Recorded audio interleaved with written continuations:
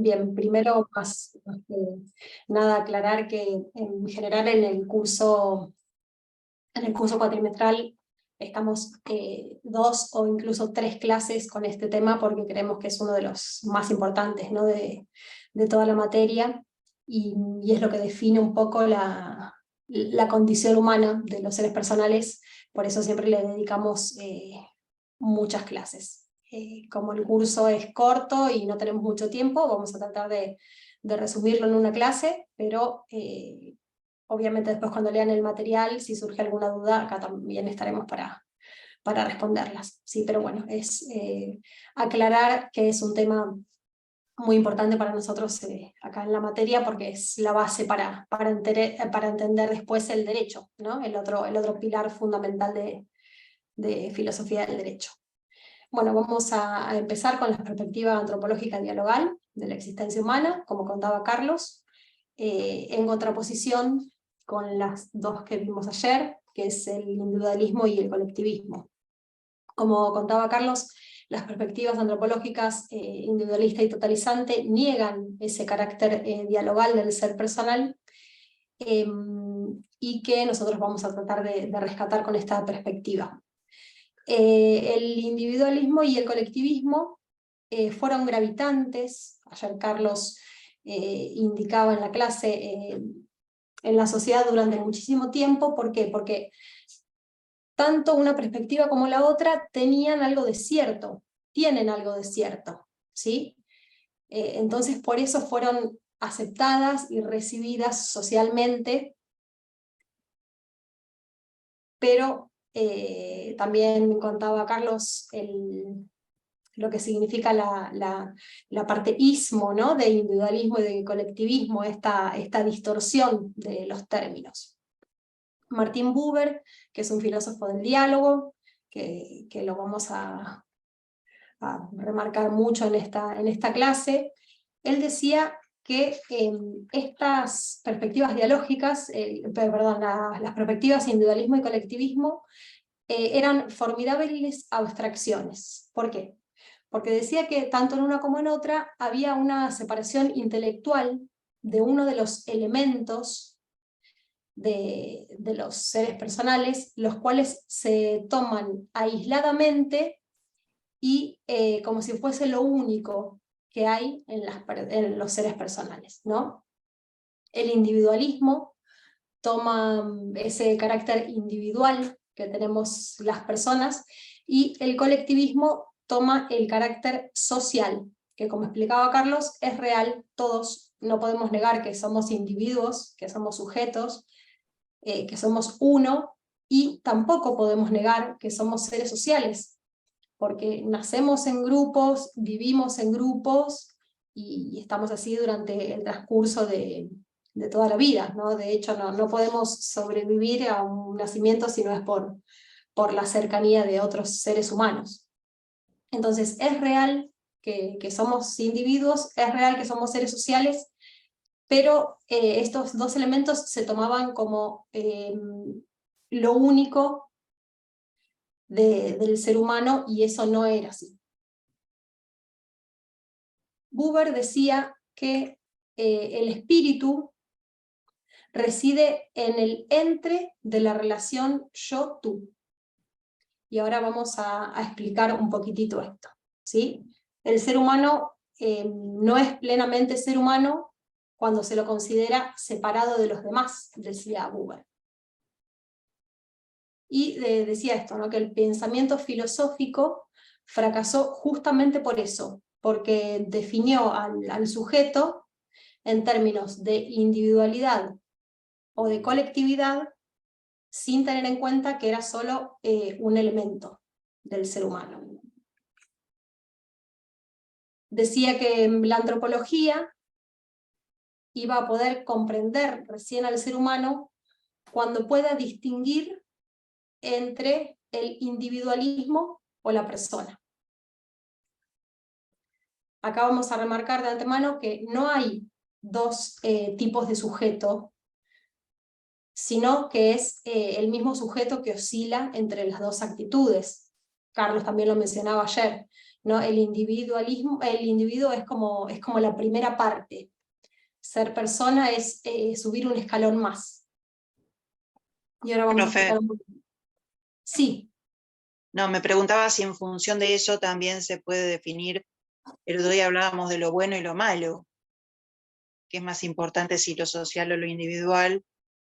Ahí pienso que entran Ahora, también las concepciones de organización social y política sí, que sí. priorizan si el humano o lo colectivo. Sí, sí, tal cual, Gloria. Ahora vamos a ver que tanto un aspecto como el otro son importantes, ¿no? Para poder ser persona, antes necesitamos ser individuos.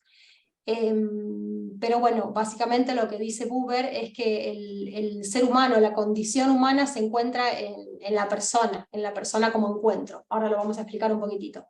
Pero bueno, sí, los dos son importantes, pero no podemos llegar a ser personas sin antes ser individuo. Eso también es importante de destacar.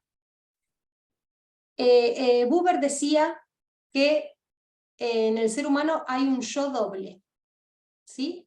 Por un lado, existe el individuo como un ser aislado de los demás, en donde se construye la relación que él llamaba la relación yo-ello. ¿Sí? Nosotros muchas veces reflexionamos sobre nosotros mismos, lo que nos pasa, cómo somos, qué hacemos, y esa es como una actitud de cierre, ¿sí? De ensimismamiento, de aislamiento. Pero a la vez, por otro lado, está la persona, que es cuando nosotros mismos salimos de ese ensimismamiento y vamos a buscar al otro, ¿sí? Esa es el ser en relación, se le dice.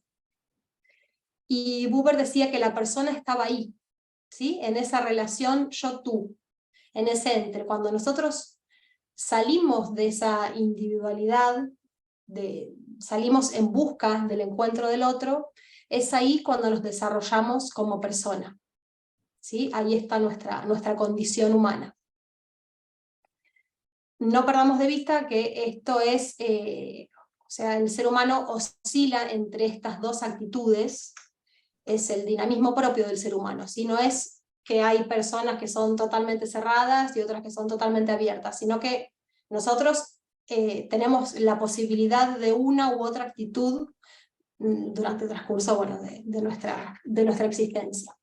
Bueno, acá está un poco explicado lo que es el individuo, es un ser aislado, que tiene en sí el principio de individualización y ahí construye esa relación yo-ello. Y aparece en la medida que se distingue de otras individualidades. Y que por otro lado está la persona, que se encuentra esencialmente abierta a otras personas, y es la relación yo-tú.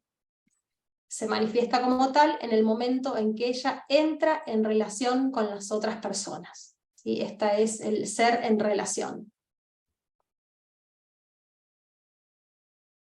Bueno, no hay dos especies de sujetos, sino que se oscila entre estas dos actitudes permanentemente. Buber dice que la esencia de la persona entonces está en esa relación. En la soledad descubrimos que nos falta algo, el tú.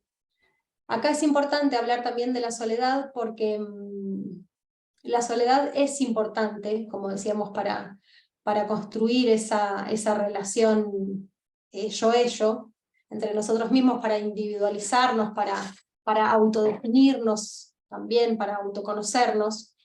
Pero la soledad se acepta, digamos, solo como lugar de tránsito. ¿Sí? Esto es importante. En filosofía se llama ascesis. Nosotros muchas veces utilizamos ese momento de soledad también para preparar el encuentro, para luego salir al encuentro con el otro. ¿Sí? Entonces la soledad es importante, pero solo como lugar de tránsito. Lo importante es salir al encuentro, y cuando nosotros salimos al encuentro, dice Buber, nos aproximamos a ese ser verdadero. En el individualismo y en el colectivismo faltaba esa relación con el tú, ¿sí? El individualismo estaba marcada por esa relación con nosotros mismos, sin el tú, y con el colectivismo también, porque como habíamos dicho, en el colectivismo, con el espíritu de grupo, no importaba el tú, sino que lo que importaba era ese todo, pero las personas eran algo fungibles, eran cambiables. No existía ese tú como único, como no fungible, como irreemplazable, no existía eso, ¿sí? Solamente importaba que haya otras personas que sostengan ese grupo, pero no importaba la relación yo-tú. Hay una de las fotocopias que está subida, que también es muy interesante, que dice que en esta época, en donde el progreso de la técnica es muy importante, tenemos cada vez menos certidumbres de lo que somos nosotros como seres personales, ¿sí? Estamos tan impresionados por el avance de la ciencia y vamos tan atrás de ello que estamos perdiendo de vista lo que nosotros somos como seres personales. Entonces hay que volver, es importante recuperar esas certezas, y este es un gran momento para hacerlo, ¿no? En donde existe esta crisis. Negri decía que el signo más notable del mundo contemporáneo es ese derrumbe del sistema de ideas individualista y totalizante. Y que estos dos sistemas se estructuraron sobre una cierta interpretación de qué es el ser personal, y esa interpretación resultó inadecuada. Por lo tanto, como habíamos visto que esa interpretación del ser personal se extiende a todos los ámbitos, al ámbito político, al ámbito económico, al ámbito social, al partir de una idea equivocada de lo que es el ser personal, también se derrumba todo el resto. Y esto se transforman en lecturas ideologizadas, digamos, ya que remarcamos algunos aspectos, pero dejando de lado otros aspectos del ser humano.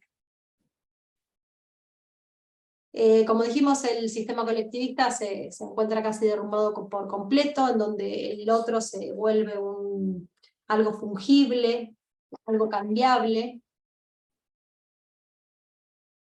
Y por otro lado, el sistema individualista, por los subproductos que marcábamos ayer, ¿no? De la devastación económica, la devastación ecológica, la ruptura con Dios, el materialismo, el consumismo, la xenofobia, la guerra de todos contra todos, es también un sistema que ya está totalmente devastado, y que es muy lejano a lo que es el sentido de justicia. Entonces, frente a esta crisis, dice Negri que lo que tenemos que hacer, ¿no? Que es nuestra tarea, construir una nueva perspectiva que reivindique al ser humano en su faz personal. Negri decía que para él esa perspectiva tiene que estar fundada en el encuentro y en el diálogo.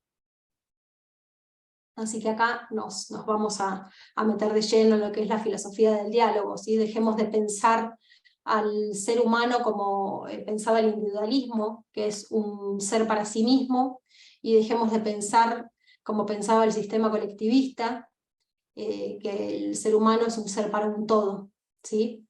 Vamos a tratar de salir de esas ideas y a buscar una nueva.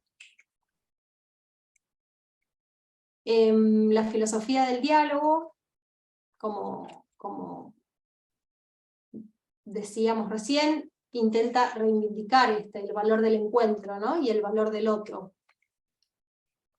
En esta filosofía, el otro va a tener un valor constitutivo y fundativo del yo. Ayer contábamos que en la perspectiva individualista, el otro se ve como consecutivo, ¿sí? Estoy yo y mi libertad, y después viene el otro. En cambio, lo que plantea la filosofía del diálogo es que el otro es parte constitutiva de mí. Ayer decíamos también que no podemos ser amigos sin amigos, no podemos ser padres sin hijos, madres sin hijos, hermanos sin hermanas. El otro está totalmente unido a mi condición de persona. Hugo Mujica, que es un filósofo, del cual también hay subido un trabajo, decía esto, ¿no? Que el otro está inscripto en mi mismidad. Él plantea que todos tenemos un hueco, que ese hueco es la soledad, y busca ser, esa soledad tiene que ser habitada por un otro. Y acá es importante remarcar esto, que el otro tiene que seguir siendo otro, ¿sí? Un suyo de sí. Hay que diferenciar cuando nosotros intentamos dominar a ese otro o apropiarnos de ese otro. Acá cuando hablamos de otro, es un otro suyo de sí, que también es libre, que es un igual a mí.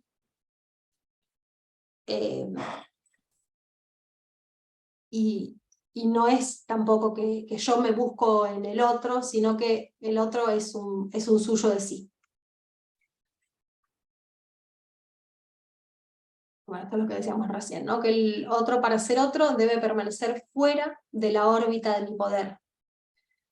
Después vamos a explicar en clases más adelante lo que es la cosificación, en donde el otro lo utilizo para mis propios fines. Ayer también estuvimos hablando de eso, ¿no? Y lo intentamos dominar.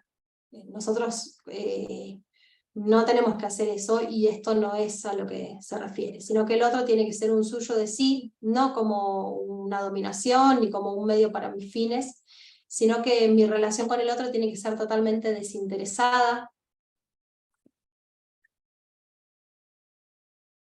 Esta perspectiva, la perspectiva dialógica, surge luego de la Primera Guerra Mundial.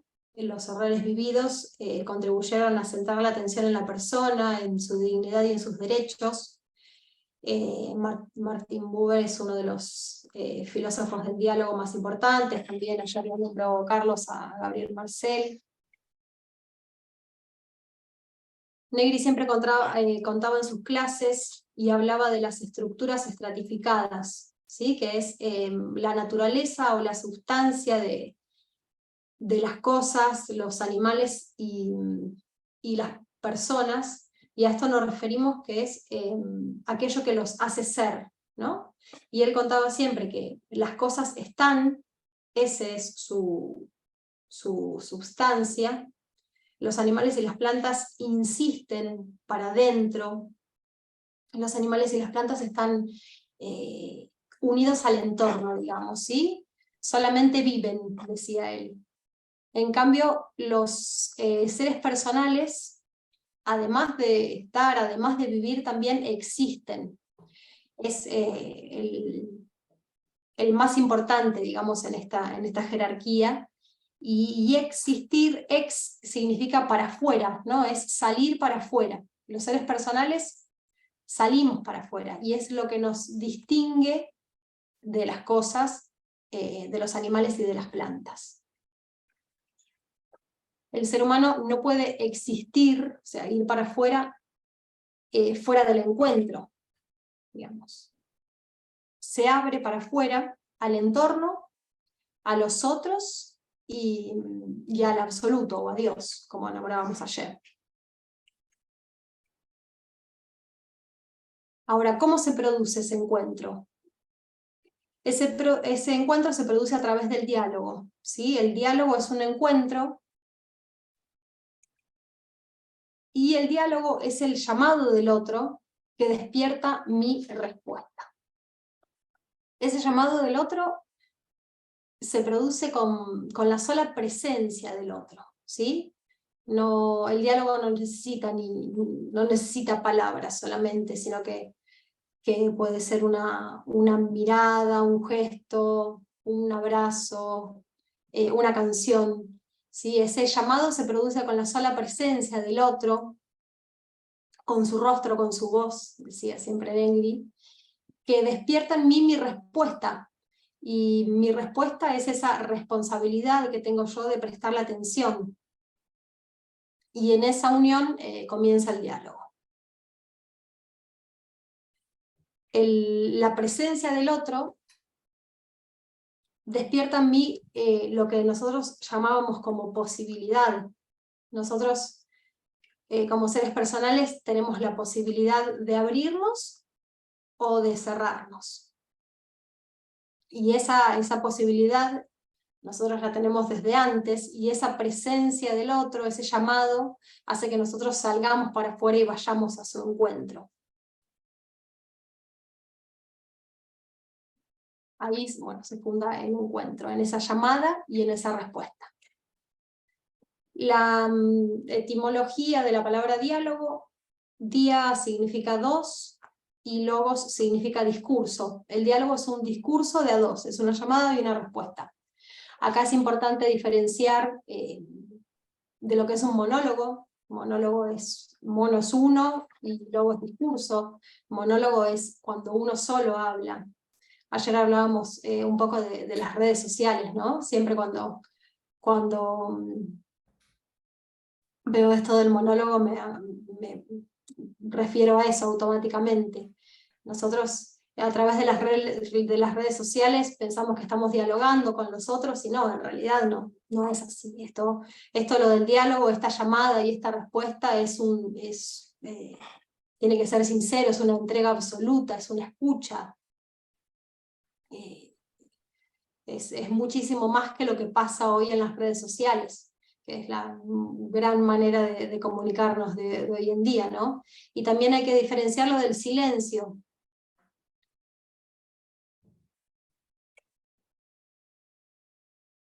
Bueno, decíamos eso, que el otro es una verdad que se anuncia por sí mismo, y que su presencia es un reclamo de mi reconocimiento. El encuentro es una afirmación recíproca, ¿sí? Las dos personas del encuentro, tanto el que llama como el que responde, los dos existen y nos reconocemos en nuestra autonomía y libertad. Yo afirmo la existencia, la libertad y la autonomía del otro, y el otro hace lo mismo conmigo. ¿Sí? Es una afirmación recíproca.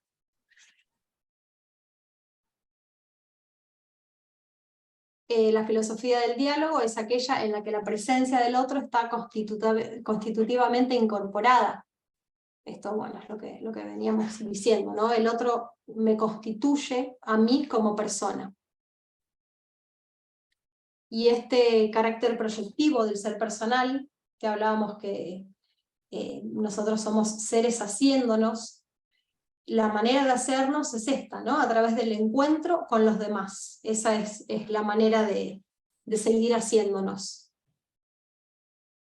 Y ahora vamos a hablar un poco de un texto que está subido a la cátedra virtual, que es muy hermoso, si tienen, después si lo pueden leer, es de Alfonso López Quintás, y él lo que plantea es lo siguiente, que para hacer un análisis profundo de la vida necesitamos hacer estos 12 descubrimientos, del cual el descubrimiento básico y el más importante es el número 3, el descubrimiento del encuentro. Para lograr hacer ese descubrimiento, el del encuentro, es necesario hacer otros 2 descubrimientos, que es el 1 y el 2, que es lo que vamos a explicar ahora, o a intentar explicar después. Si lo pueden leer, lo van a comprender mejor, pero voy a hacer lo posible. Bueno,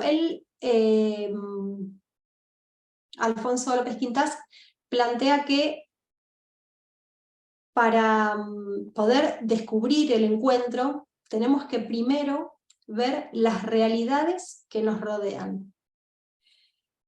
Hay 2 tipos de realidades. Por un lado, las realidades cerradas, que son los objetos, y por otro lado, también las realidades abiertas, que son los ámbitos. Él empieza el texto diciendo un poco lo que decíamos recién, que incluso para la biología nosotros tenemos 9 meses de gestación dentro del vientre materno, pero nuestro nacimiento es un poco apresurado, dice él, ¿no? Que es, nacemos con anticipación, y esto tiene un fundamento que es que nosotros durante el primer año de vida, sobre todo, seguimos formándonos, pero afuera, y nosotros necesitamos de ese entorno para seguir formándonos. Eso es lo primero que marca él, ¿no? Y volviendo al tema de los objetos y de los ámbitos, decía, bueno, que es muy importante poder reconocer esas realidades que nos rodean. Los objetos son realidades cerradas, las cuales no tienen relación conmigo y se encuentran en el nivel 1.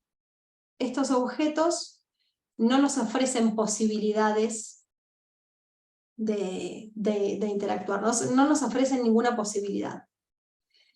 Y por otro lado están los ámbitos o las realidades abiertas,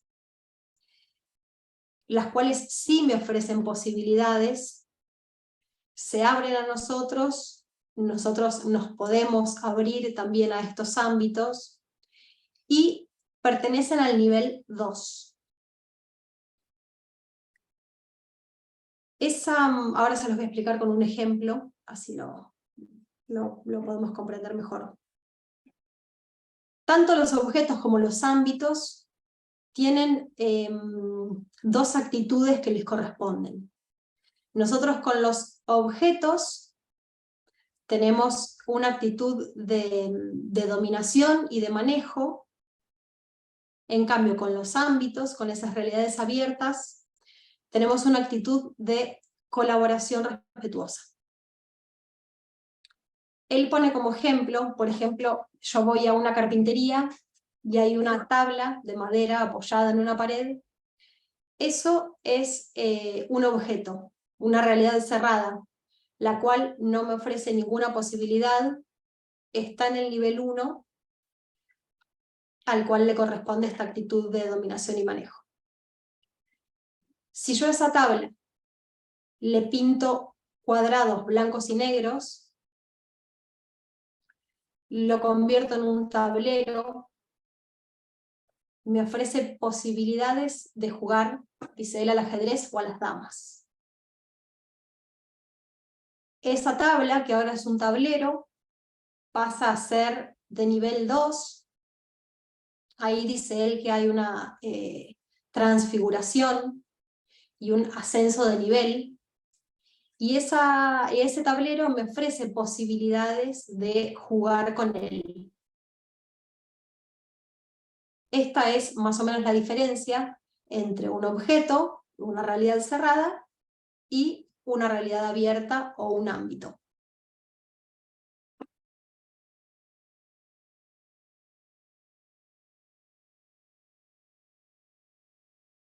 Nosotros los seres humanos, dice él, distinto a los animales que están dentro del entorno, nosotros tenemos una distancia originaria, ¿no? El ser personal se halla a cierta distancia del entorno. Perdón, profe, perdón que interrumpa. Sí, porque me quedó una duda ahí, porque por lo que veo del cuadro de los objetos y los ámbitos, lo veo los dos ubicados en el primer lugar, pero no sé si el orden de los números es por el lugar que ocupaba, porque recién decías que el objeto está en el 1 y el ámbito está en el 2, en la siguiente fase. Esos siempre partiendo del punto 1, que son, Alfonso López Quintás decía que es importante diferenciar las realidades que nos rodean, ¿sí? Siempre dentro del punto 1, que vemos acá los objetos y los ámbitos, esos son los 2 tipos de realidades que nos rodean. Esos están en un nivel 1, que son los objetos, o en un nivel 2, pero siempre estamos acá en el primer descubrimiento, ¿sí? Que es el descubrimiento de estas realidades cerradas o abiertas. Dentro de las realidades hay algunas que están en el nivel 1 y hay otras que están en el nivel 2. Gracias. No, por favor. Bueno, seguimos. Dice Alfonso López Quintás que después de hacer este reconocimiento, digamos, de estas realidades que nos rodean, podemos hacer un nuevo descubrimiento, que es este de las experiencias reversibles. Ahora sí pasamos al segundo descubrimiento. Cuando nosotros podemos identificar si estamos ante una realidad cerrada o ante una realidad abierta, podemos darnos cuenta que con las realidades abiertas, aquellas que me ofrecen posibilidades, podemos tener lo que él llama experiencias reversibles. Lo voy a explicar también con un ejemplo que dice él, a ver así lo podemos entender mejor, ¿no? Él pone como ejemplo un poema. ¿Sí? A mí alguien me nombra un poema que está en un libro. Ese poema que está en el libro es de nivel 1, al cual yo puedo acercarme, está en mi entorno. Yo con ese poema no me ofrece posibilidades si está ahí dentro del libro. En cambio, si yo el poema voy, lo leo, me gusta, me lo aprendo de memoria, lo tomo como un ámbito, ese poema me empieza a ofrecer posibilidades, ¿sí? Ese poema actúa sobre mí, me nutre espiritualmente, y a la vez yo actúo sobre él, sobre el poema, le doy voz, le doy vida. Esto es a lo que Alfonso López Quintás se refiere como experiencias reversibles. Cuando nosotros nos relacionamos con ámbitos, cuando nosotros nos relacionamos en el nivel 2, existe esta experiencia reversible en donde lo otro me nutre y yo nutro a lo otro.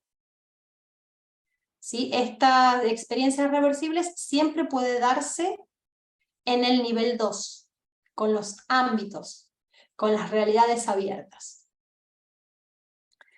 Dice Alfonso López Quintás, ese poema se me vuelve íntimo, sin dejar de ser distinto a mí, porque es un poema que está en un libro, se me vuelve íntimo y formamos parte, él lo llama, del mismo campo de juego. Es como si nos acercáramos el uno al otro, ¿sí? Empezamos a formar parte del mismo campo de juego.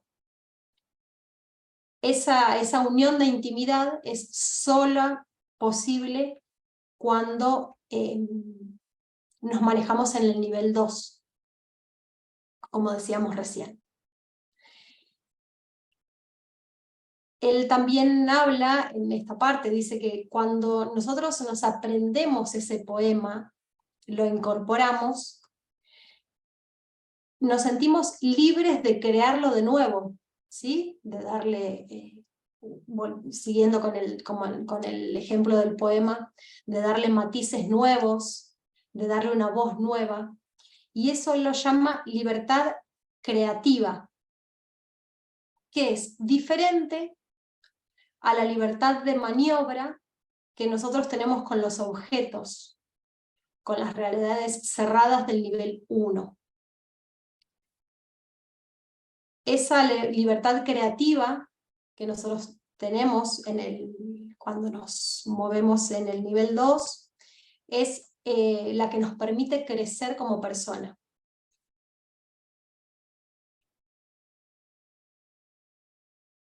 Y ahora, acá viene creo que el descubrimiento más grande, ¿no? Que dice Alfonso López Quintás, que nosotros con las realidades abiertas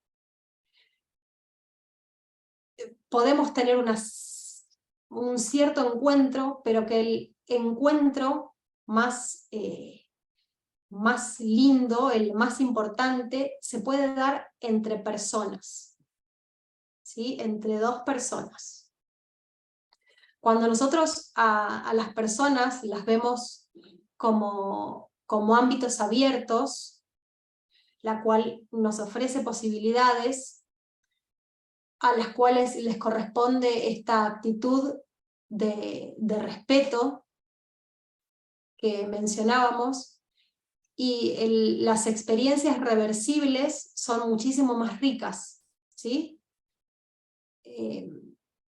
Todo lo que me puede ofrecer una persona y todo lo que yo puedo ofrecerle, ese es el encuentro real, dice Alfonso López Quintás, y ese es el que más nos hace crecer, ¿no? Dice, él llama a dos personas con poder de iniciativa, con poder Ten en cuenta esto de decir, bueno, me llegó el martes, yo lo empiezo a tomar a partir del martes, prefiero ganar tiempo, micrófono.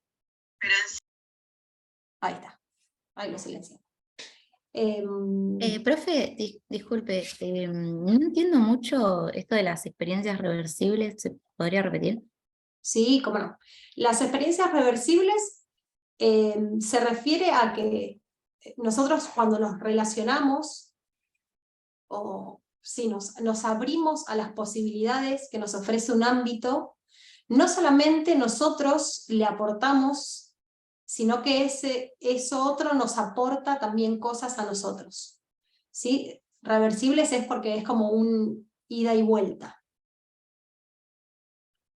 No solamente, en el caso del poema que estábamos viendo, no solamente el poema nos nutre a nosotros, nos enriquece espiritualmente, sino que a la vez nosotros al poema le damos vida, le damos voz. Con las personas pasa lo mismo, ¿no? Cuando nosotros nos relacionamos en el nivel 2, yo te ofrezco a vos, Catalina, mis posibilidades y vos me ofreces las tuyas, nos enriquecemos las dos. Yo me enriquezco con vos y vos conmigo. ¿Sí? A eso se refiere una experiencia reversible. ¿Sí? ¿Se entendió? Sí, sí, ¿esto se da a través del diálogo con el otro también? Claro, tal cual, tal cual.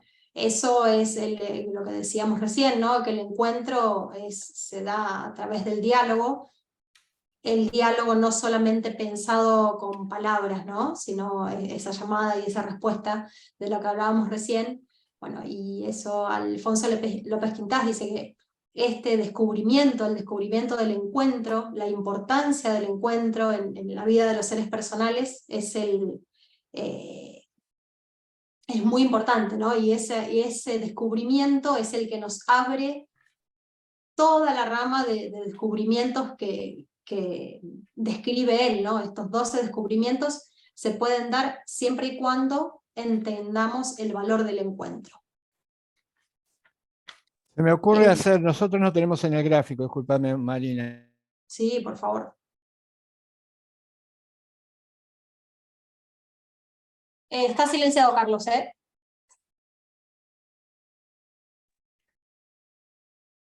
Para que lo puedan, se pueda entender gráficamente, no tengo, a ver si tengo algo en blanco. No. Sería así, piensen más que dos personas que están puestas a distancia, dos personas que estuvieran compartiendo, si se quiere, una burbuja, y la reversibilidad implica, al hacer el dibujito,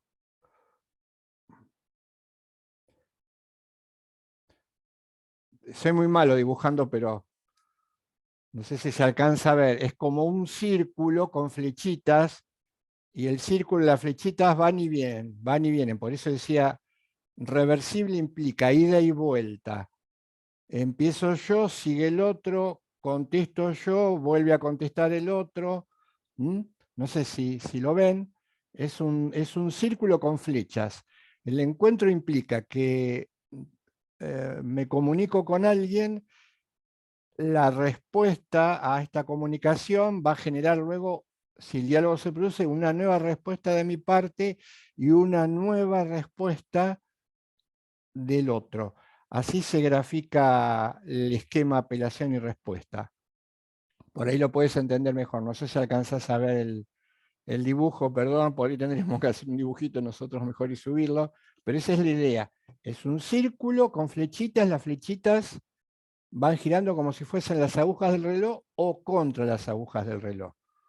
Si yo te pregunto algo y vos me contestás, y a su vez vos me preguntás algo y yo te contesto, eso es un fenómeno reversible. No hay alguien que habla y otro que simplemente escucha y no dice nada. Eso es reversible, darlo vuelta. Como las camperas reversibles, que uno se las puede poner de un lado, pero también se las puede poner del otro. Esa es la imagen.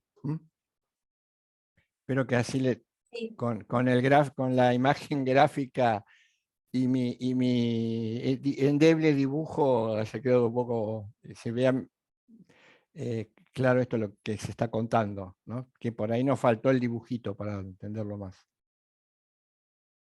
Hay otro ejemplo que usa Alfonso López Quintás para describir esto del poder de iniciativa, ¿no? Que él dice, por ejemplo, yo te invito a una obra de teatro a que la veamos juntas.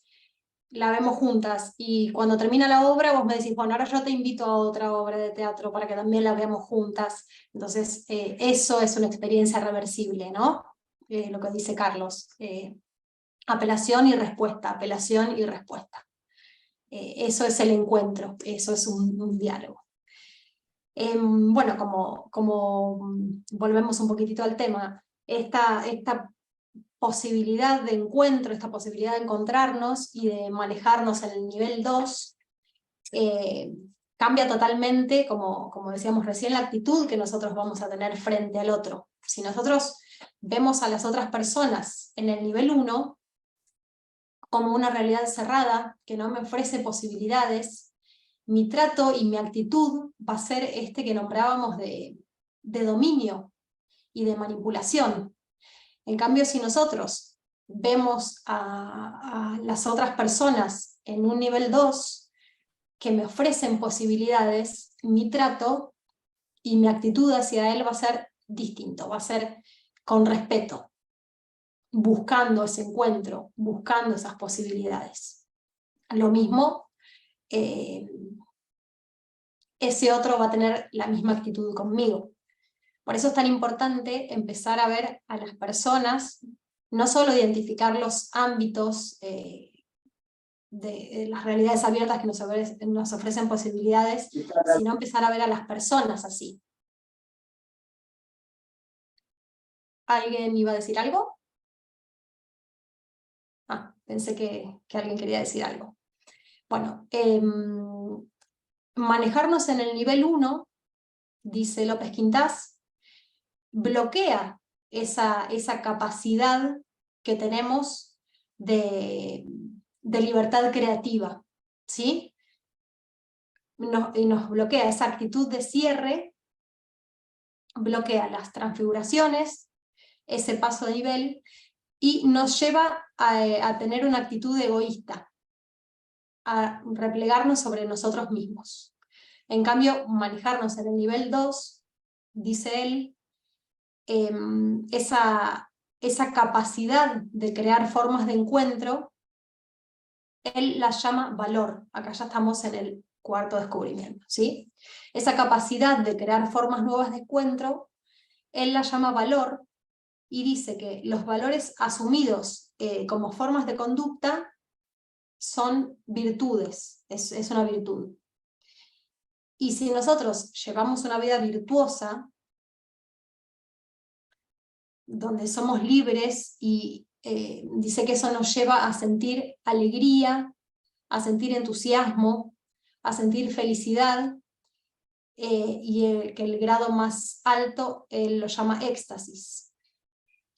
Y una vez que descubrimos el valor más alto, que es el encuentro, ahí descubrimos el ideal de la vida y que nos abre la posibilidad de realizar todos los otros descubrimientos que que vemos ahí, que él menciona en el texto. No los vamos a dar todos, no los vamos a ver todos por una cuestión de tiempo, pero bueno, lo importante es justamente esto, ¿no? El encuentro como descubrimiento principal y más importante, y previo a descubrir la importancia del encuentro, tenemos que identificar las realidades que nos rodean y esas experiencias reversibles. Profe, Sí. una pregunta. ¿Egoísta Sí. estaría entendido como alguien, no tanto como en el sentido que le damos cotidianamente de alguien que es malo, sino como alguien retraído, introvertido? ¿Cómo? Perdón. Digo, cuando decimos egoísta, puede ser alguien solitario, retraído, introvertido, porque cotidianamente, vulgarmente, digamos, uno le da a esa palabra, ese adjetivo, un significado muy negativo, pero hay personas que son solitarias, introvertidas, porque no les sale ser de otra manera.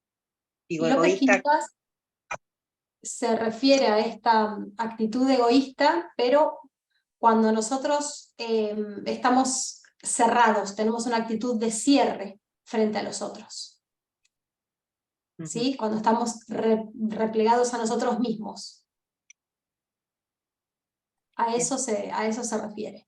Estos son los dos tipos de actitudes, digamos. Nosotros cuando estamos en ese nivel 1, donde tenemos bloqueada esa capacidad de encontrarnos, donde lo otro no nos ofrece posibilidades, a él lo llama que nos lleva a tener esa actitud egoísta. En cambio, manejarnos en el nivel 2, en donde el otro sí me ofrece posibilidades, nos invita a esa vida virtuosa, esa vida alegre, con entusiasmo y felicidad. Fíjate, perdón, fíjate, Gloria, que el término egoísmo, es lo que sí, acabamos de decir. Egoísmo. Ismo es distorsión de la expresión ego. El ego es constitutivo de la condición humana. Ahora, si el ego se convierte en la única referencia en el accionar humano, se sobrepone a lo demás y, por ejemplo, corta las posibilidades de relación con otro, ya estás en una distorsión de la expresión. Por eso egoísmo está implicando a alguien que, sea el motivo que el que fuese, sobredimensiona su propia realidad en detrimento de la realidad de los otros. Es interesante lo que vos planteás, pero por ahí, si llegamos a tener tiempo, después podría recuperarse, que tiene que ver por qué estas actitudes, cuál es el origen de las actitudes individualistas. Hay múltiples factores, pero lo que hay que negar de arranque es que que haya personas que tengan por su propia constitución rasgos egoístas y otros rasgos aperturistas. No, esto no es así. El egoísmo, la apertura y el egoísmo son también resultado de la interacción, y la interacción muchas veces puede estar dirigida en un sentido u en otro. Si tenemos tiempo, después lo recuperamos. Sí, Marina, gracias. Bien. Bueno, seguimos. La otra diapositiva. Bueno, el encuentro, esto no lo tenemos que perder de vista también, no se reduce a la mera cercanía física. Y acá volvemos a retomar lo que hablábamos del mismo campo de juego. Si nosotros podemos estar cerca físicamente, pero no estar en una actitud de encuentro, en una actitud de apertura, ¿sí? La cercanía física no necesariamente significa que nos encontremos. Y acá es importante lo que hablábamos del poder de iniciativa, del que habla López Quintas. Sí, es un modo privilegiado de unión que establecemos con realidades dotadas de singular poder de iniciativa, del querer encontrarse y el querer generar esas experiencias reversibles, ¿sí? Esto es el encuentro. Y también retomamos esta idea de la distancia originaria que tenemos todos los seres personales. Esa distancia originaria es la que nos permite, a la vez, la que nos genera esa posibilidad de cerrarnos o de abrirnos al resto. Esa distancia originaria es la que permite el encuentro, acercarnos, compartir un mismo campo de juego que genera el encuentro. A la vez, toda nuestra realidad está diseñada para el encuentro con los demás.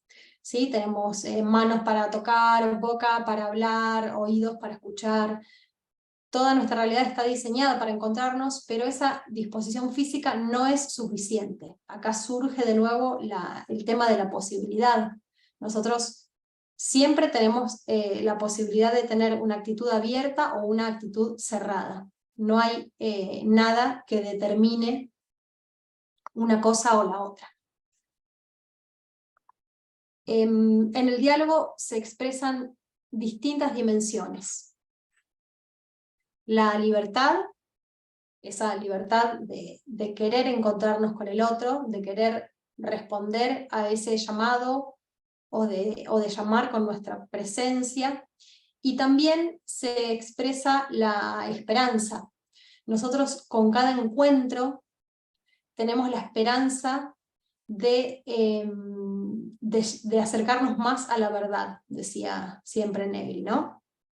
Encontrarnos nos acerca más a la verdad, y eso es la esperanza, a eso se refiere el principio esperanza.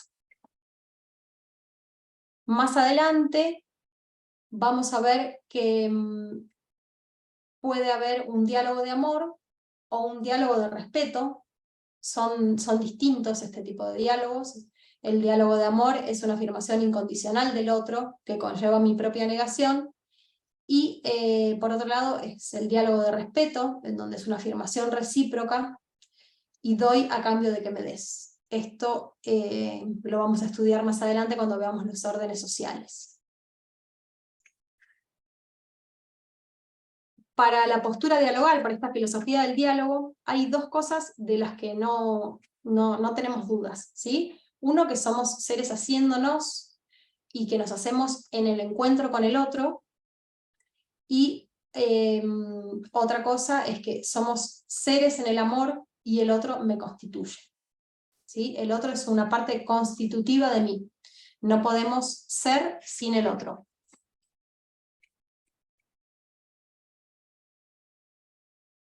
El diálogo como encuentro, ahora vamos a mencionar lo que es la esencia. La esencia es el polo convocante, al hacer humano, lo que nos llama a ser más humanos, que es lo que nos hace ser, y la existencia es cómo desarrollamos el camino hacia nuestra esencia. Para la perspectiva dialógica, nuestra existencia es dialogal, ¿sí? A través del encuentro nos vamos desarrollando, vamos siendo lo que somos. La existencia es dialogal.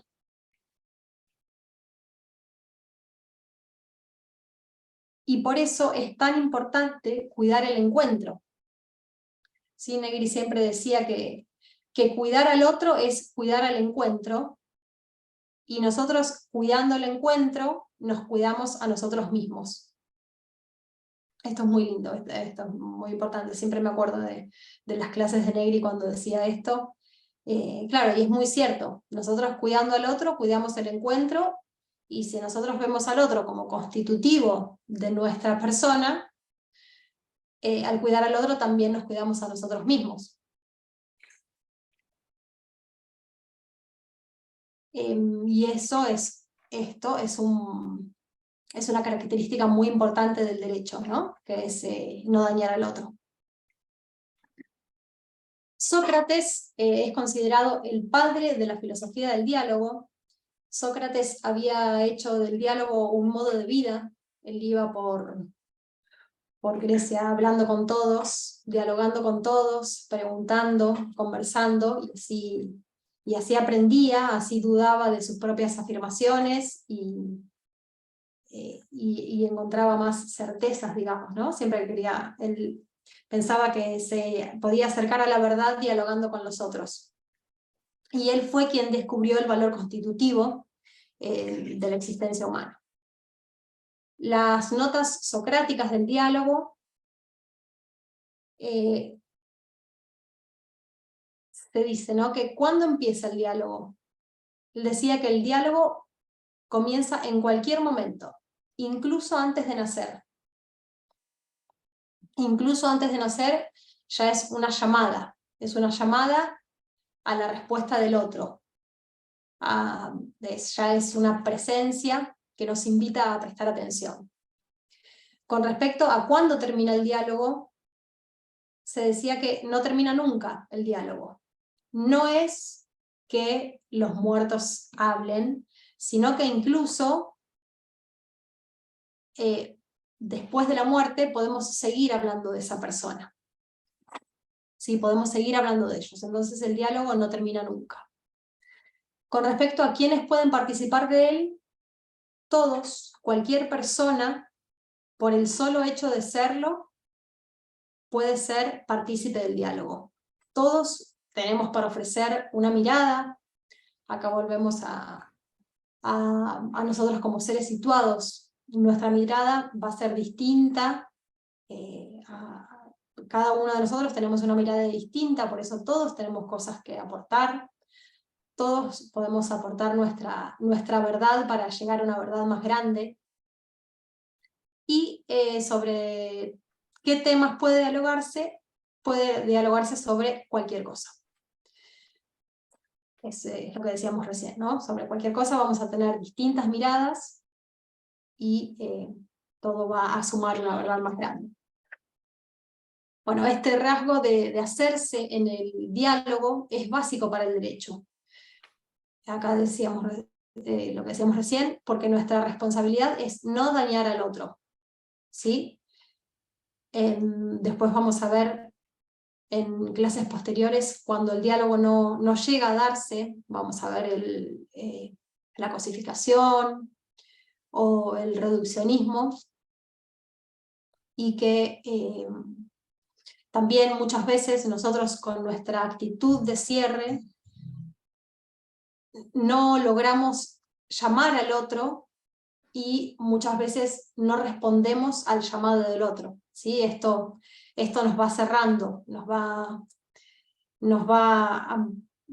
llevándonos a manejarnos en el nivel 1, y es muy dañino para nosotros porque, como decíamos recién, nosotros nos hacemos en los encuentros con todos. Entonces si no llegamos a producir ese encuentro, no nos hacemos a nosotros mismos. Bueno, esto es más o menos la filosofía del diálogo. Espero que les haya resultado interesante. No sé si tienen alguna duda del contenido. Espero que tengan una mirada distinta, o que puedan ver cuál es la perspectiva y a dónde vamos, y por qué pensamos que es quizás la más adecuada a nuestra condición humana. Bueno, si no tienen dudas, le doy la palabra a Carlos. Sí, si podés volverlo, Marina, para atrás.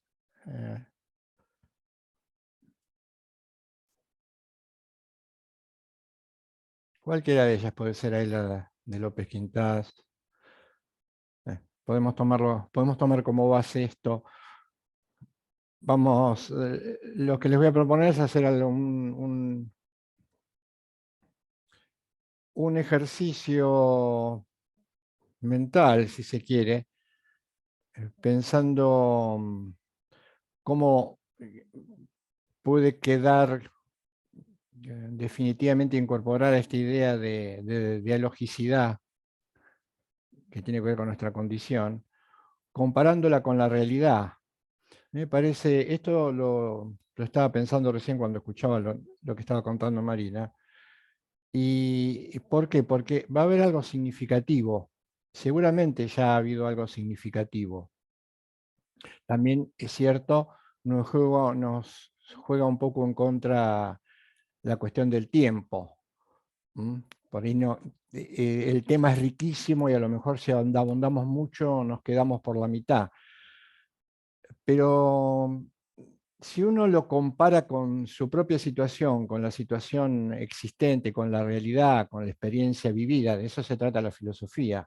La filosofía o el pensar, nosotros hacemos filosofía, por eso yo reemplazaba filosofía con pensamiento, porque de alguna u otra manera en algún momento reflexionamos sobre lo que vivimos, y el reflexionar sobre la experiencia de vida es precisamente hacer filosofía, aun cuando no tengamos una formación académica que nos pone en un lugar, si se quiere, entrecomillado, privilegiado para guiar a otros. Es cierto que toda persona está en condiciones, como lo dijimos en las primeras clases, de pensar y aprender para pensar bien, aun cuando no podamos esquivar el error.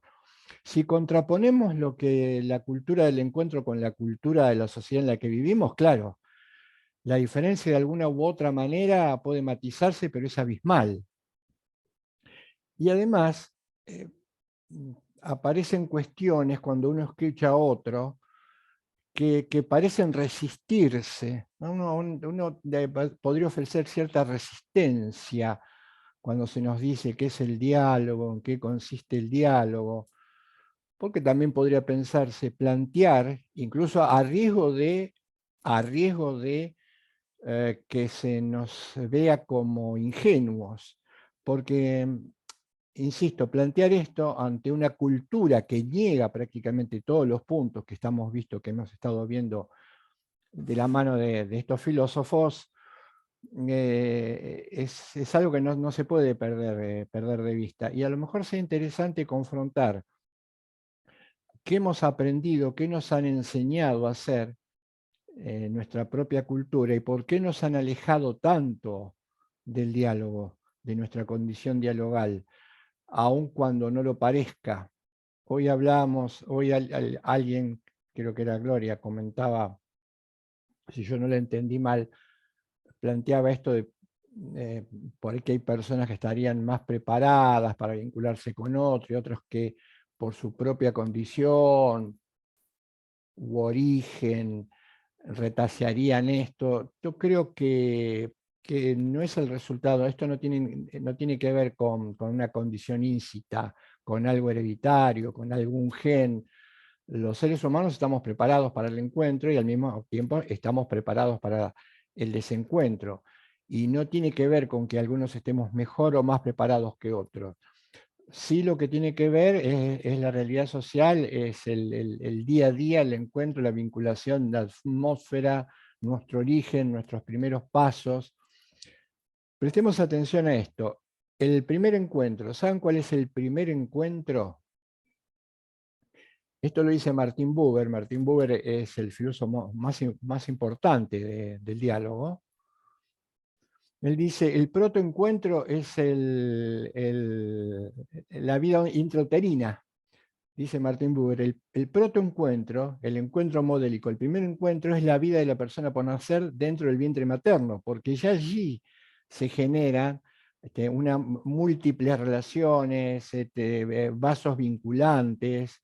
La madre entiende, aunque no lo vea, siente y presente y se comunica con esta persona que luego va a acceder al mundo, y esta persona que luego va a acceder al mundo va a salir, ya está en el mundo, luego va a salir, también se comunica con la madre. A tal punto, por ejemplo, esto lo podríamos comparar con lo que López Quintás dice que nacemos de manera prematura. Claro, si nos comparamos con la mayoría de los animales ya nacen con un esquema de estímulos casi perfecto, lo cual a la mayoría o la casi totalidad de las especies le permite sobrevivir apenas salida del vientre. Esto no puede ocurrir, no ocurre y sería imposible si nos pensamos desde el lado humano. Pero allí hay un primer protoencuentro.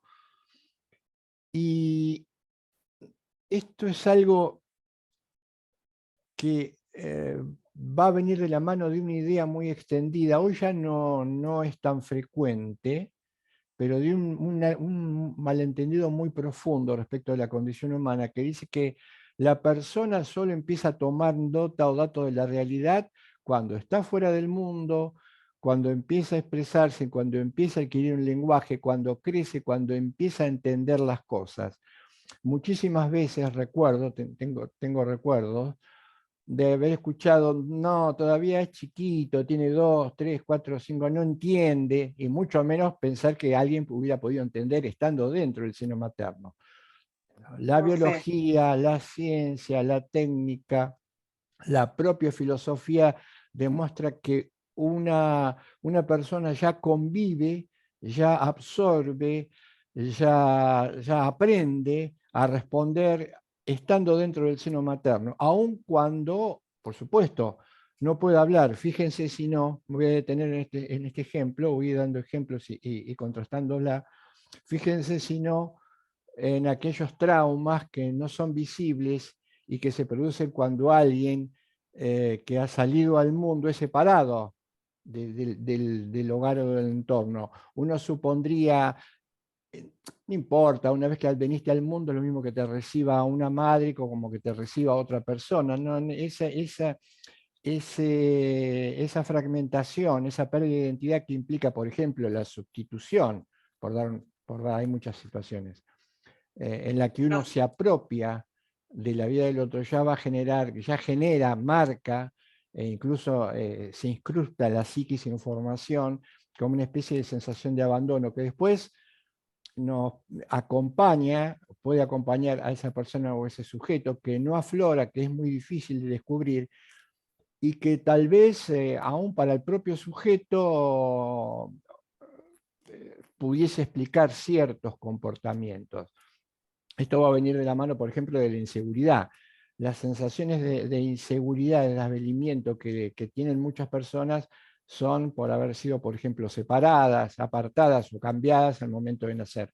Aunque no parezca, aunque alguien piense, o antes se pensaba, no entiende, es lo mismo, no sabe, cuando crezca.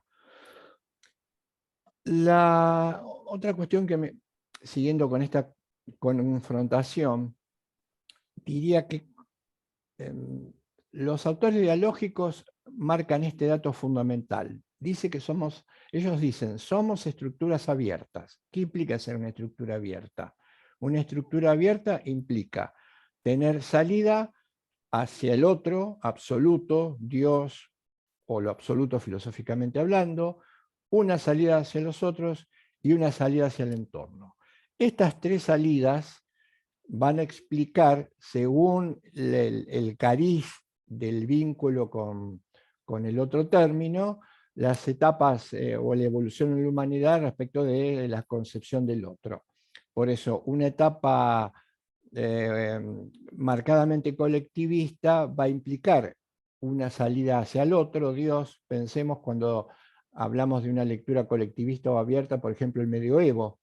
El medioevo donde Occidente, en función de sus creencias religiosas, se consideraba como una especie de hogar en grande, y el rector de ese hogar en grande era Dios. Claro, estamos hablando del medioevo, donde lo religioso era muy fuerte.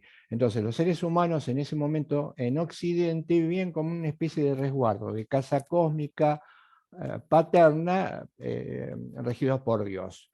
Con respecto a los otros, podríamos decir, si bien había encuentros, todavía no había una clara conciencia de sí mismo, había vínculos comunitarios, se vivía en comunidad, incluso las propias comunidades religiosas significaban la vida y el compartir y el vincularse constantemente. Y respecto del entorno, siguiendo los designios en una sociedad, insisto, como la occidental, en ese momento marcadamente religiosa, por expresiones tanto del Antiguo como del Nuevo Testamento, que tenían que ver que el hombre era colaborador de Dios, y al ser colaborador de Dios también lo era en el plano del mantenimiento, el respeto de la naturaleza.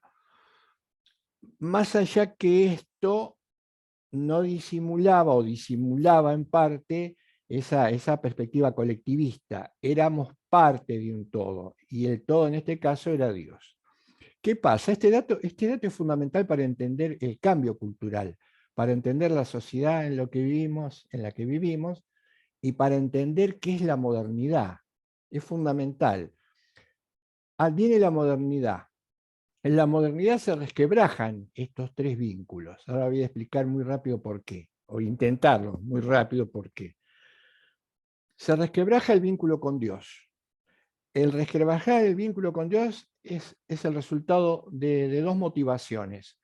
Una, suponer que cortar con Dios es como cortar con un padre que no nos deja ser, que coarta nuestra libertad, que hace todo por nosotros, que nos dice qué hacer, cómo actuar, que nos guía, pero que nos retasea esta libertad fundamental. Sería como una especie de bastón. Los modernos dicen romper con la idea de un Padre todopoderoso que en última instancia anula nuestra autonomía, sería como romper y aprender a caminar por sí solo y quitarse el bastón y tirarlo.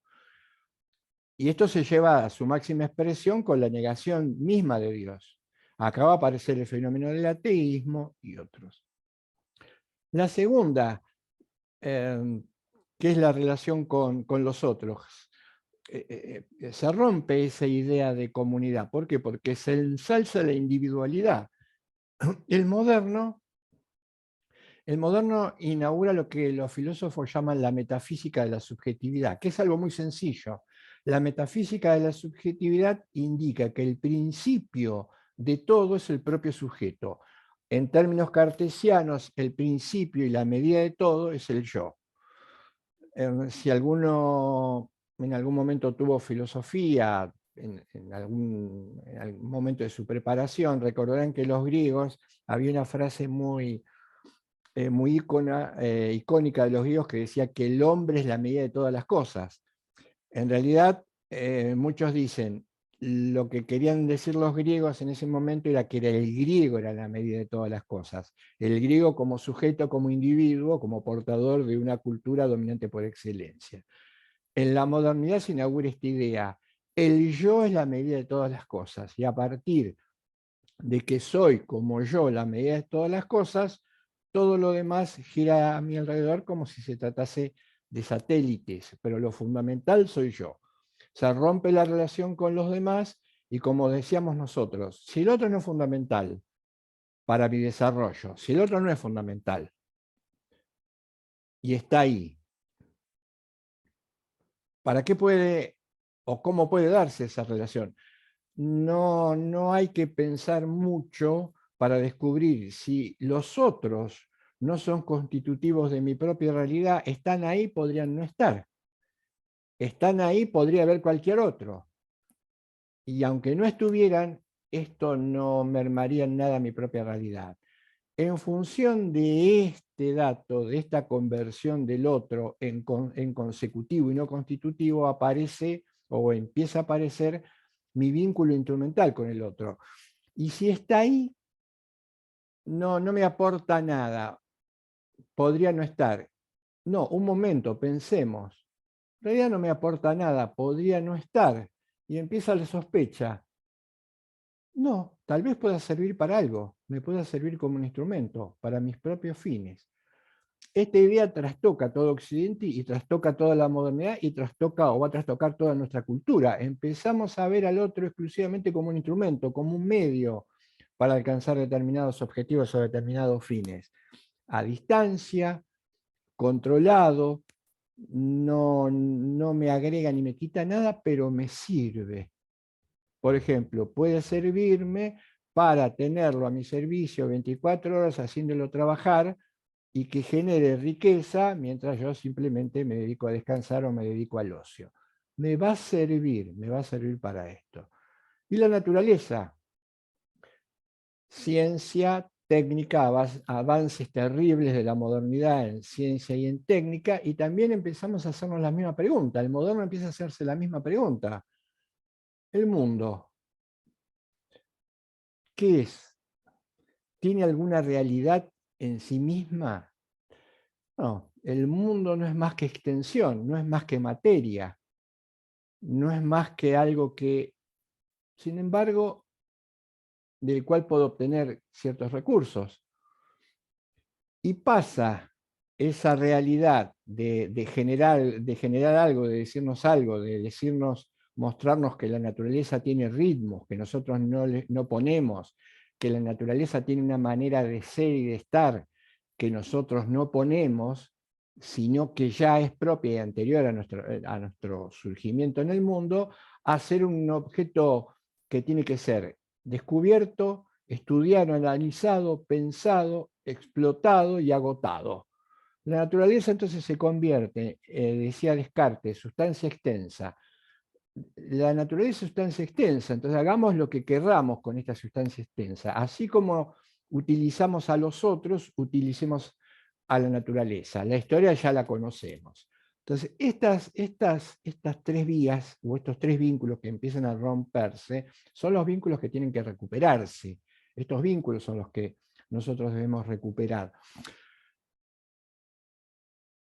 Volver a nuestra condición dialogal, volver a la importancia de la comunidad, volver a la importancia de la relación con el otro. Despejar, y se me ocurre, despejar dos errores también, que a lo mejor vienen de la mano de la palabra diálogo. Diálogo no es simplemente hablar con otro. No vayamos a pensar que decimos que la condición dialogal tiene que ver porque hablamos con otro. No, el diálogo está lejísimos de esto y es muchísimo más que un simple intercambio de palabras. Por eso, Buber decía, los seres humanos, cuando entramos en diálogo realmente, nos dirigimos al otro como persona. Si no hablamos de...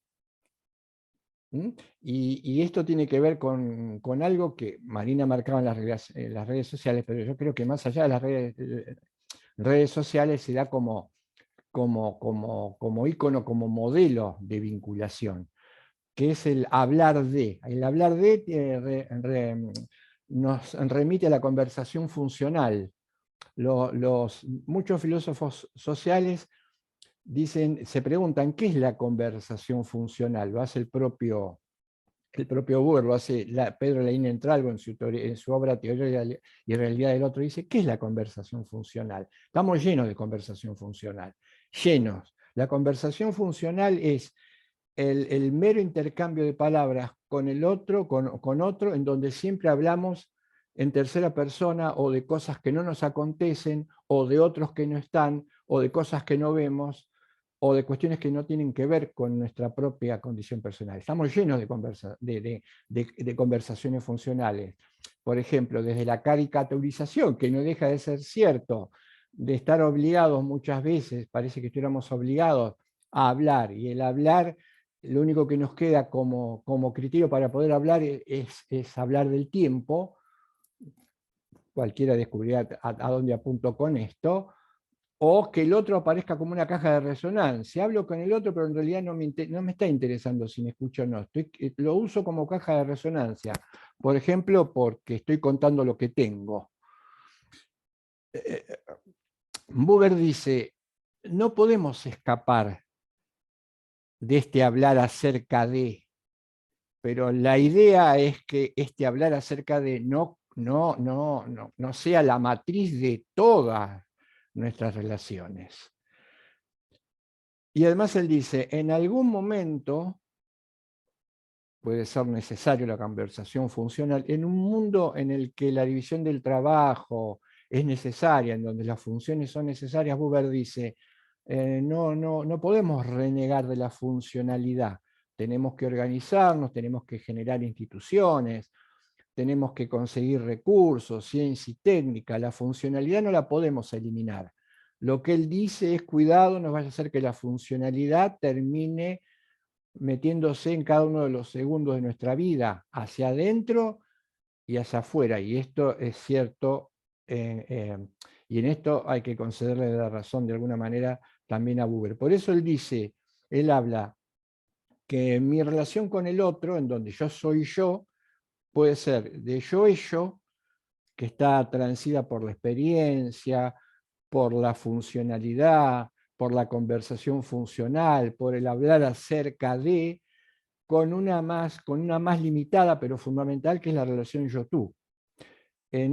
Cuando se produce esta relación yo-tú, se produce la esencia del hombre. Buber dice, la esencia del ser humano no está en el individuo, no está en los individuos. la esencia del ser humano está en el encuentro, en la comunidad, en el vínculo, en el entre, lo que se produce entre dos personas. Y a mí también me resulta interesante, me resulta contrastante, a veces frustrante, pero no deja de tener razón Buber, porque dice Buber, repasemos cuáles serían los rasgos del verdadero diálogo, dice él. Claro, cuando uno se mete en su obra y repasa esos diálogos, esos rasgos, hay como una incomodidad muy fuerte en la medida en que se adentra en lo que él dice, porque si un diálogo se produce y da 3 notas, marca 3 notas, cuando las personas se expresan sin reservas. Segundo, cuando las personas dejan de lado las apariencias. Ya está siendo como demoledor las exigencias del encuentro, ¿no? Sobre todo cuando uno descubre que el encuentro es fundamental para su propio desarrollo. Expresarse sin reservas y dejar de lado la apariencia. Y la tercera, que es el corolario que nosotros a veces lo ponemos como punto de partida, es volverme hacia el otro, volverme completamente hacia el otro, salir de mí y volcarme hacia el otro.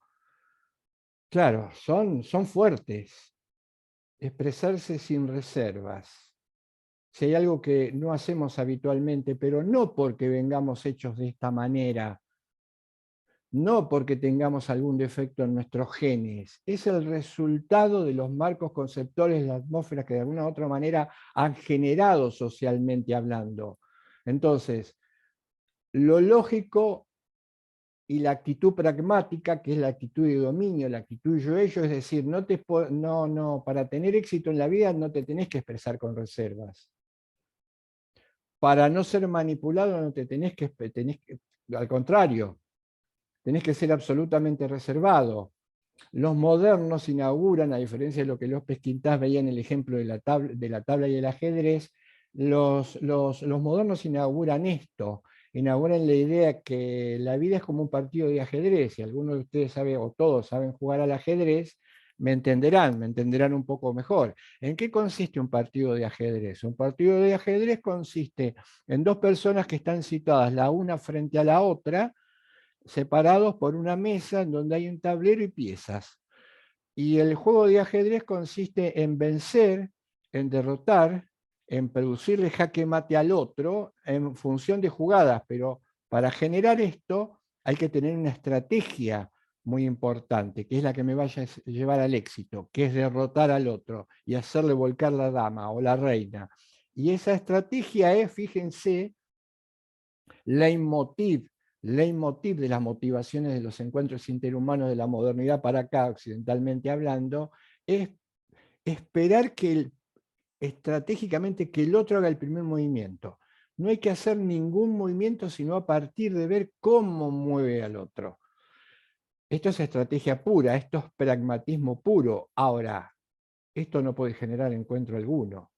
Sin embargo, qué difícil es resistirse a marcos conceptuales occidentales que nos han hecho creer que la vida es como una partida de ajedrez. Hay que esperar primero que haga el otro movimiento para después táctica y estratégicamente ver por dónde puedo filtrarme, qué espacio encuentro, qué debilidad descubro, porque claro, dice Buber, hay que expresarse sin reservas, pero expresarse sin reservas marca algo que lo han visto todos los autores dialógicos y que es importantísimo, pero que nosotros nos han enseñado a tenerle miedo, que es a mostrarnos vulnerables ante el otro. Cuando me encuentro realmente con el otro, cuando me expreso, aunque sea por un momento sin reservas, cuando mi voz va o intenta penetrar en el otro, esto implica, dirían los griegos, desvelarme. Claro, si yo me desvelo, me muestro, sí, claramente aparezco como vulnerable, pero un encuentro genuino en el esquema apelación y respuesta no puede darse si no es mostrándose vulnerable. Ahora, si hiciéramos una encuesta rápida en el planeta, diría que aún hoy todavía seguiría ganando por amplia mayoría como consejo para interactuar humanamente y socialmente, el no mostrarse vulnerable. La segunda nota, que también es fuertísima, porque dice Buber, el verdadero encuentro se genera sin que aparentemos. Ahora, no sé si ustedes están en parte o no, podría serlo o no, de acuerdo conmigo. Creo que si hay algo que a lo que vamos generalmente empujados, a veces sin siquiera tener tiempo de pensar, retroceder, o como parte del tráfago del mar de la vida, es aparentar cuando interactuamos. ¿Por qué se aparenta? Perdón, ¿por qué se aparenta? Y acá Buber va a marcar algo muy interesante. Él dice, ¿qué significa aparentar? Aparentar significa claramente mostrarse como uno no es. ¿Por qué alguien podría mostrarse como no es? Por miedo al rechazo, un motivo. Otro motivo muy fuerte porque quiere ser parte. Este es el más fuerte, ¿no? En una sociedad consumista como la nuestra. Quiere formar parte de algo, de un círculo, y sabe que a lo mejor no está en condiciones de hacerlo, por X motivo, entonces tiene que aparentar ser lo que no es, para que le permitan formar parte de ese círculo. Por ejemplo, si quiero formar parte de un círculo y en ese círculo de consumo que se produce con un altísimo nivel de gasto, que para otros no significa nada, para mí significa muchísimo, voy a tener enormes dificultades, pero yo quiero formar parte de ese círculo. Por lo tanto, tengo que demostrar que puedo gastar, aunque apenas me alcance para vivir 30 días. Esto es ultra frecuentísimo, la apariencia, las redes, el mostrarse, el mostrar lo que se tiene, aún a riesgo de que después puedan generarse hechos ilícitos, ¿no? Mostrar qué es lo que se tiene para que los demás nos acepten. Y también hay una manera de aparentar que es intentar lograr el reconocimiento del otro. ¿Por qué? Por el reconocimiento del otro es fundamental. Fíjense esto, lo difícil que es no aparentar y los motivos por los cuales aparentamos como sociedad. Buber dice esto, sin embargo, el fenómeno de la apariencia estaría marcando algo a mi favor, dice Buber, porque en realidad el que aparenta, el que se muestra como no es, harto frecuente, está por debajo enviando como una especie, o por arriba dirían los lingüistas, como una especie de metamensaje. Estoy aparentando porque en el fondo quiero que me reconozcas, aunque ese reconocimiento no va a ser un reconocimiento genuino, sobre todo si está basado en la apariencia. Estamos mandando un metamensaje, estamos queriendo que el otro nos reconozca, pero esto lo dice Buber y también lo dice Kuhn. El camino es el equivocado. Por lo tanto, el reconocimiento del otro basado en la apariencia, o el mío basado en la apariencia del otro, no va a ser más que un reconocimiento ficticio. Kuhn pone un ejemplo muy claro, que es el de las personas, habría muchísimos, pero un ejemplo muy claro y fuerte es aquellas personas que intentan romper récords ridículos, alimentados por el bombardeo mediático, porque el romper récords ridículos suscita la atención, aunque más no sea efímera por un tiempo y por un rato de los medios. Y la última nota que es volcarse, salir hacia el otro. Hoy hablábamos, decíamos, Buber es el que nos dice, hacia adentro nuestro conviven como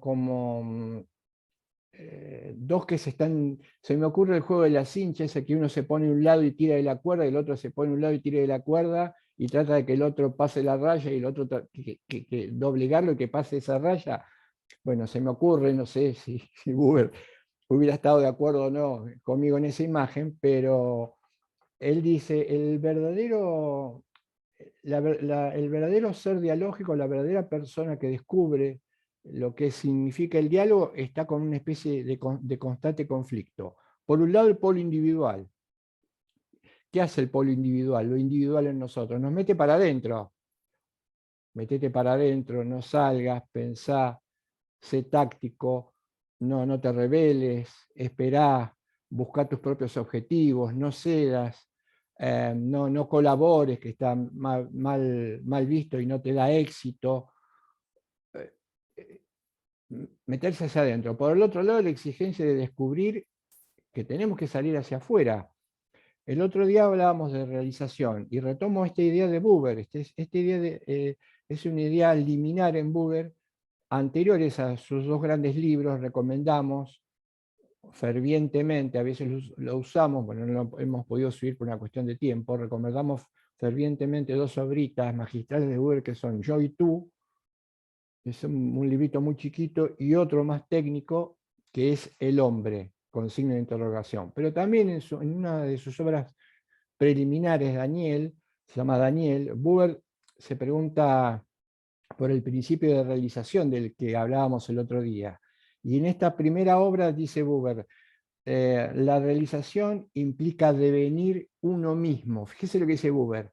Realizarse implica devenir uno mismo a partir de la vinculación con el otro. Y tomemos algo, lo adelantamos, pero es una frase que cuaja muy bien en esta profundización de lo que es el diálogo. Una frase de este autor, cuando hace antropología, este filósofo del derecho que se llamó Sergio Cota, la voy a deletrear. Él dice, el yo es en la medida en que es en relación, y fuera de la relación no es más que una simple o mera abstracción. Fíjense, somos es ser, realidad, en la medida en que somos en relación. Es la única manera. ¿Qué tendemos a ser? Personas. ¿Lo logramos alguna vez? No, porque los seres humanos no podemos lograr nada de manera perfecta, porque uno de nuestros rasgos, un rasgo es la imperfección. La tendencia es a ser persona. Solo lo conseguimos en la relación. Cualquier tipo de relación, en la relación yo-ello, no. En las relaciones impersonales, no. En las relaciones despersonalizantes, no. En los verdaderos y auténticos encuentros. Si nos pensamos fuera de la relación, queda una mera abstracción. Hagamos, este es un ejercicio que de una manera parecida o similar también hacía Negri en sus clases, y también lo hacen otros autores, como Dussel, por ejemplo. ¿Qué implica ser? Ser implica es ser en relación. Intentemos hacer este ejemplo mental. Intentemos quitar por supuesto, como un juego, ¿no? De nuestra vida aquellas personas con las cuales nos relacionamos cotidianamente. Por ejemplo, si tenemos hijos o hijas, saquemos hijas o hijos. Si tenemos hermanos o hermanas, saquemos hermanos o hermanas. Si tenemos amigos, saquemos amigos. Si tenemos compañeros, saquemos compañeros. Si tenemos colaboradores, saquemos colaboradores. Si tenemos clientes, saquemos clientes. Si tenemos pareja, saquemos pareja. Si hacemos este ejercicio a un estilo cartesiano, ¿con qué nos vamos a quedar? Con nada.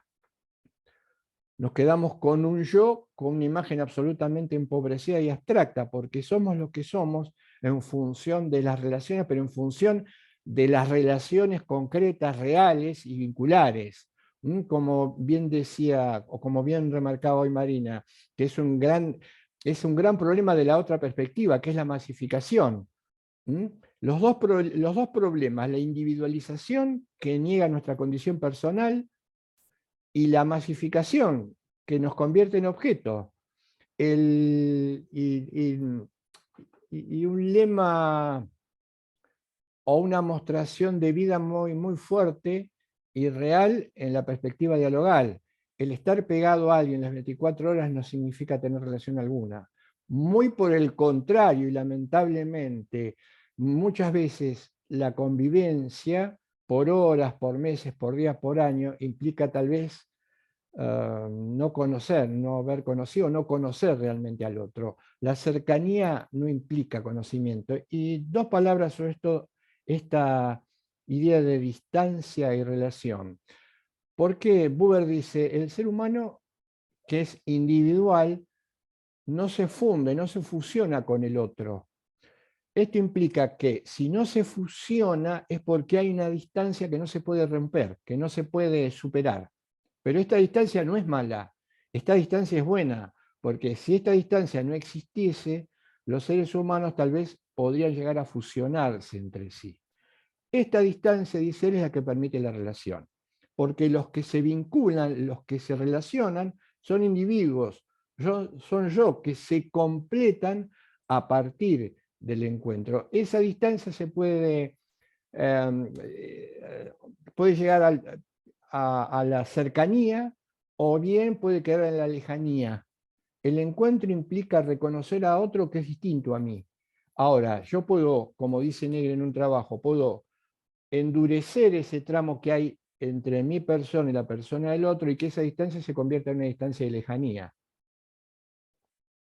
O bien ablandar esa distancia y que esa distancia se convierta en una distancia de cercanía. El otro, sin dejar de ser distinto, no es distante, dice López Quintás.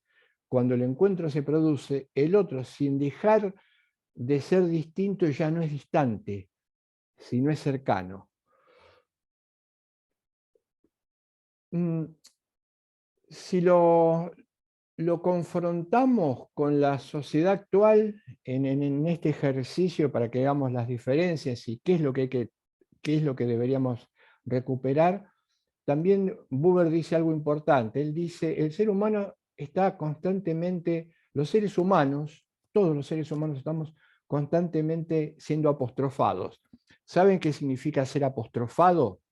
Apostrofado quiere decir que somos llamados, constantemente nos están llamando. Claro, la primera vez que me acerqué a la obra de Buber hace muchos años, por supuesto por mi propio carácter situado, sujeto devenido persona en un mundo occidental ya marcadamente individualista, cuando leo esto, y con la consigna clavada a sangre en mi cabeza, tenés que ser primero, no tenés que ayudar hasta otro hasta ahí, si haces tareas que nadie mire las tareas en la escuela, que nadie se copie de vos, que nadie habla antes que vos, no sé, toda esa batería de comprensiones conceptuales que se transmiten ya en los primeros momentos de vida, en el entorno, en la familia, luego en la escuela, etcétera, etcétera.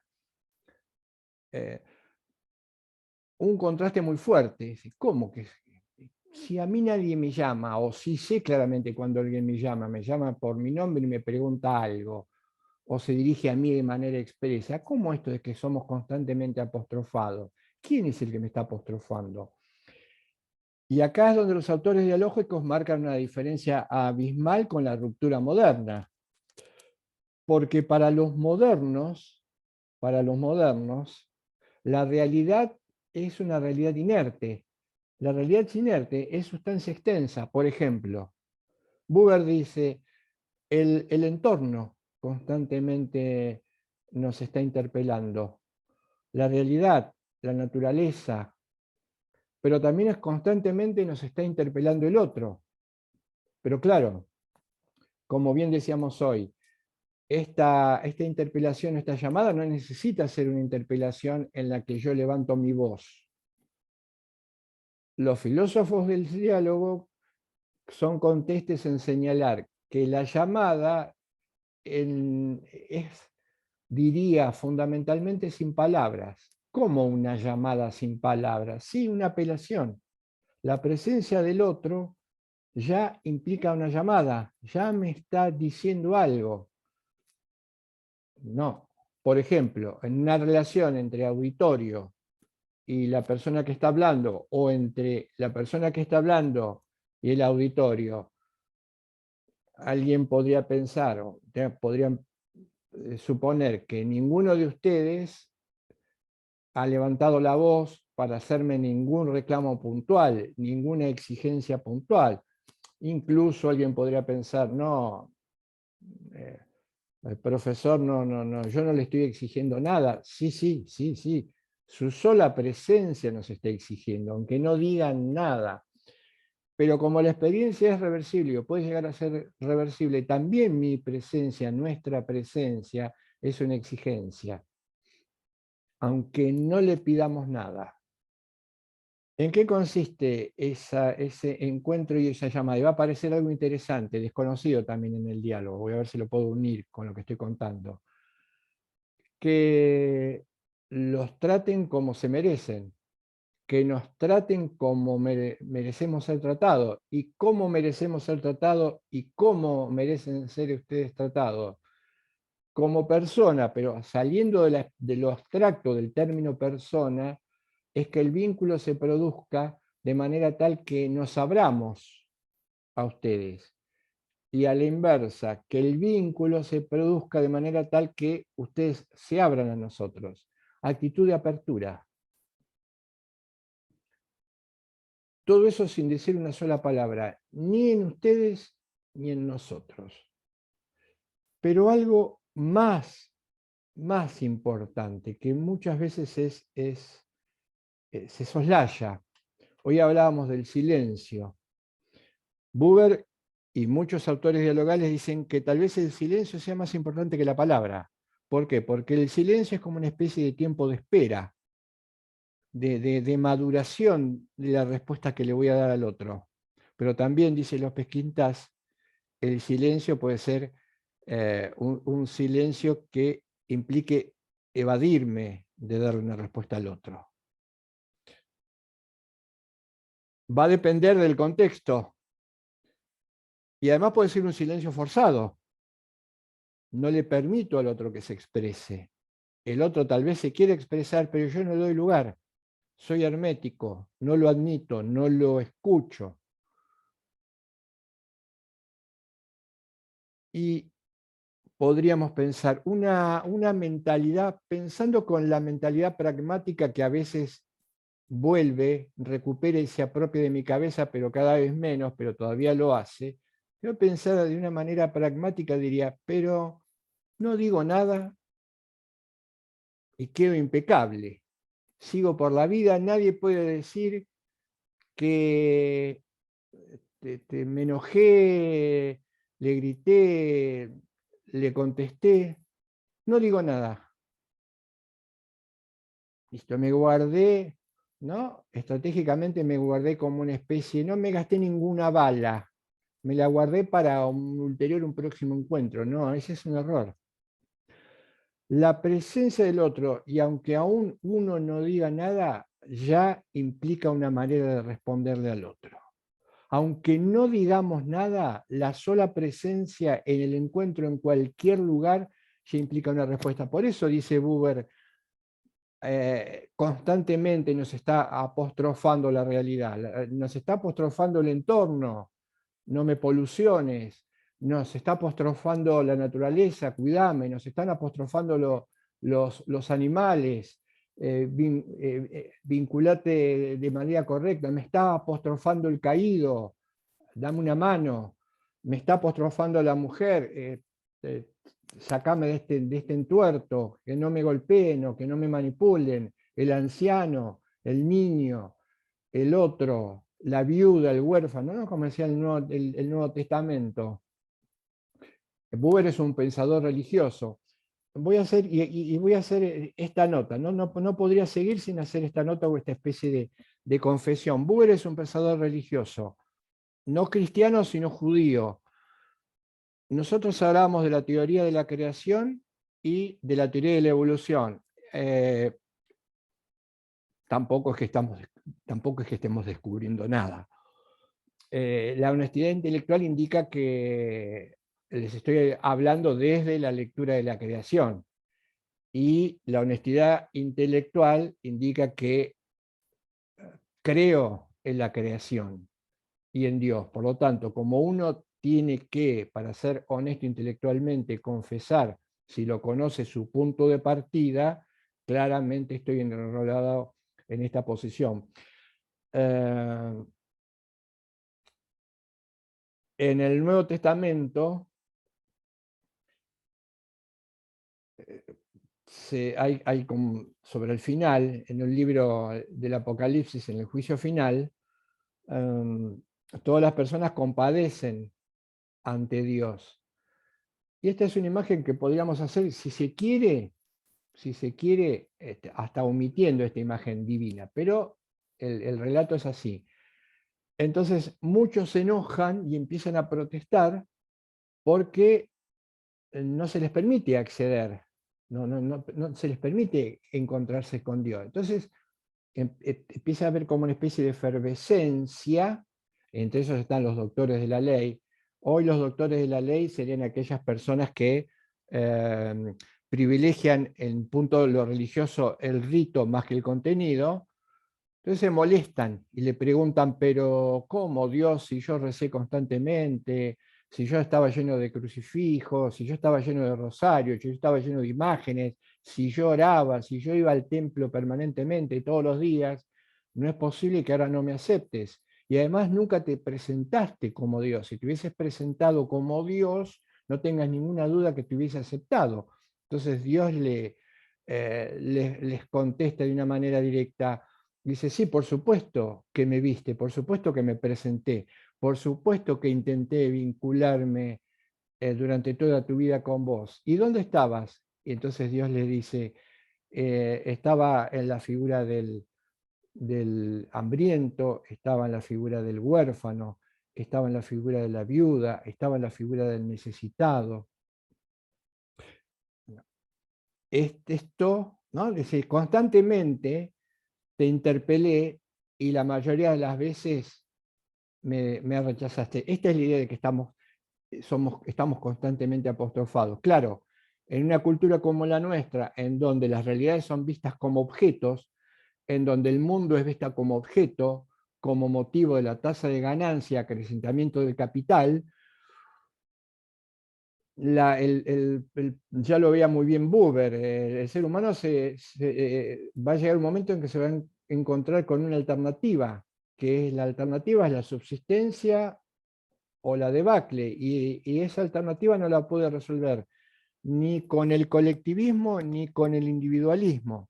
Dice Buber, de alguna manera, entonces, cerrando esto, la crítica que le hace a estas dos concepciones. Él dice, no van a servir para sacarnos de una posible hecatombe. ¿Por qué? Porque una es una formidable ilusión y la otra es un formidable juego de imaginación.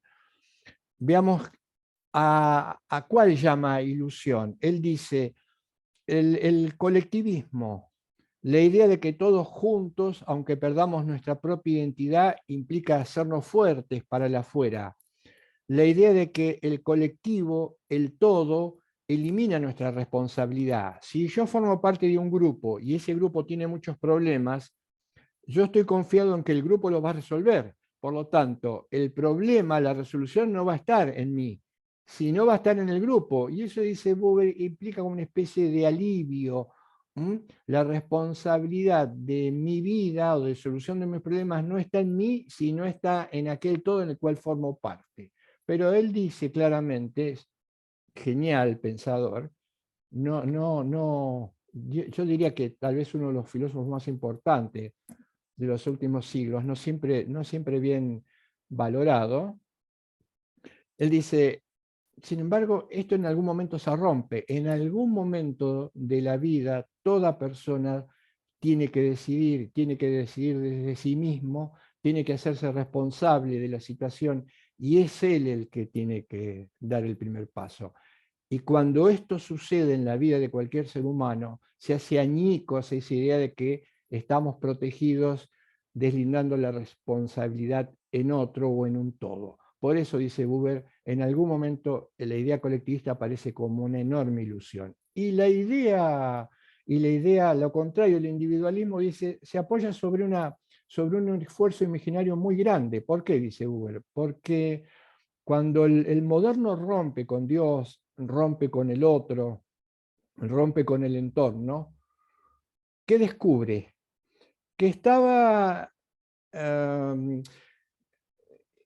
como dentro de una casa, un hogar cósmico, protegido, con problemas, sí, pero protegido, vinculado con el otro, ayudándose con el otro, cuando en un acto si se quiere, de rebeldía, rompe con todo lo demás, queda solo. Se descubre solo. Y claro, al estar solo, porque rompió con Dios, rompió con los otros, rompió con la naturaleza, lo asalta cierta angustia, cierto vacío existencial, dice Buber.